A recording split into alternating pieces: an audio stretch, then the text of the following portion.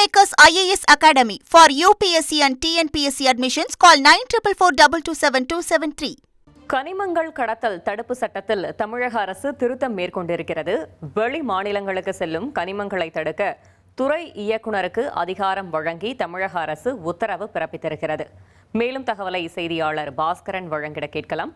பாஸ்கர் வணக்கம். இந்த உத்தரவு தொடர்பான முழு தகவலையும் சொல்லுங்க. சட்டவிரோதமாக கனிம வளங்களை மற்ற மாநிலங்களுக்கு கடத்துவது தொடர்பாக பல்வேறு நடவடிக்கைகளை தடுப்பதற்குண்டான நடவடிக்கைகளை தமிழக அரசு எடுத்து வருகிறது.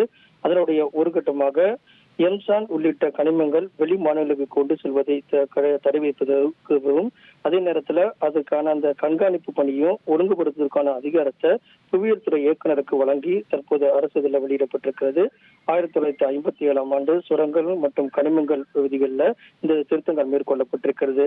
அந்த வகையில தமிழ்நாடு சட்டவிரோத கனிமங்கள் கொண்டு செல்வதல் மற்றும் சேமிப்பு தடுத்தல் மற்றும் கனிம விதிகளில் தான் இந்த திருத்தம் என்பது மேற்கொள்ளப்பட்டிருக்கிறது.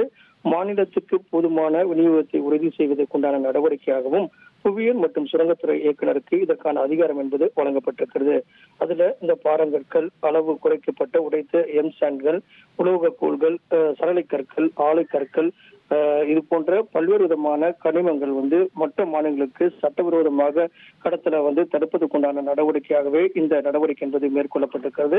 கனிம வள இயக்குநர் இதற்கான கண்காணிப்பு பணிகளையும் ஈடுபடுவார் என்றும் தேவைப்பட்டால் தடுப்பு நடவடிக்கையாக தற்காலிக தடை விதிக்கொண்டான அதிகாரமும் அவருக்கு வழங்கப்பட்டுள்ளது. தகவல்களுக்கு நன்றி பாஸ்கர்.